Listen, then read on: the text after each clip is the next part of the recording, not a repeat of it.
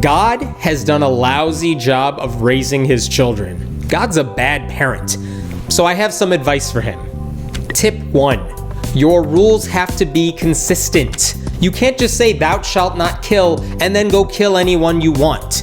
You can't say don't mix wool and linen and say you can't eat pork and then in the New Testament say, oh, you know all that stuff? I was just kidding. You can't say it's easier for a camel to get through the eye of a needle than for a rich man to enter the kingdom of God, and then allow a show called Preachers of LA with pastors who wear bling. It totally undermines your authority when you start flip-flopping on all the rules. Tip 2. Kids need constant supervision. You can't just leave us in a snake-infested garden. You can't say, don't eat from that tree, and then disappear and not expect us to eat from that tree. You know how parents can go away for a weekend and then they come back home and the whole house is trashed? Well, God hasn't come back to check up on us in millennia. Do you have any idea, God, how badly we've screwed this place up? That's your fault. Tip 3. Don't kill your children. I know, this should be a given, but you drowned people for being evil. You killed Herod because he didn't praise you. All Lot's wife did is turn her head around and you turned her into a pillar of salt. You killed 42 kids for mocking a bald guy. In fact, you sent bears to go maul them. Yeah, that's in the Bible. You really need to work on this one. It's your job to raise us, and you don't raise us by just killing us when you feel like it. Tip 4. You have to be fair. You can't treat some children better than your other children. You can't answer one kid's prayers and then leave the other kid high and dry. You can't give your sons better opportunities and rewards than you do your daughters. They're gonna fight back. And you know what? Good for them. They should. You can't let straight kids get married but then forbid gay ones from lying with one another.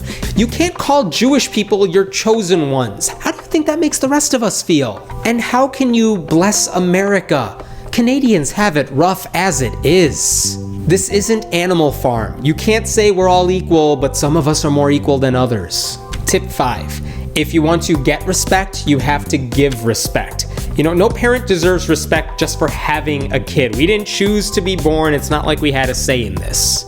So you have to treat us with dignity. Good parents understand that their kids may rebel at some point. They don't flip out every time it happens. If you're right, we'll figure it out on our own. You can't put a muzzle and a leash on us and then act surprised when the second you take them off, we start to run away a little bit. Tip 6. Don't punish people just because of your own shortcomings. Yeah, we sinned, but it doesn't mean you have to give birth to another child and then kill it just to teach us a lesson. That's just irresponsible. Tip 7.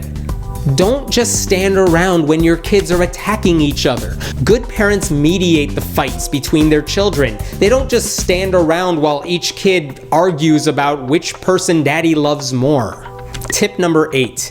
You can't punish children for an eternity. If you didn't want the house to get messy, you shouldn't have had kids in the first place, but a temporary timeout is enough. If you want to punish kids, you send them to their rooms until dinner time. That's enough time for us to reflect on what we've done. You don't turn on the oven and throw us in there and then just leave us there forever to teach us a lesson. That hurts our development. I know, you have a really rough job. Every parent does. All I'm saying is that Buddha next door seems to be very well disciplined and his kids do all right. Just saying.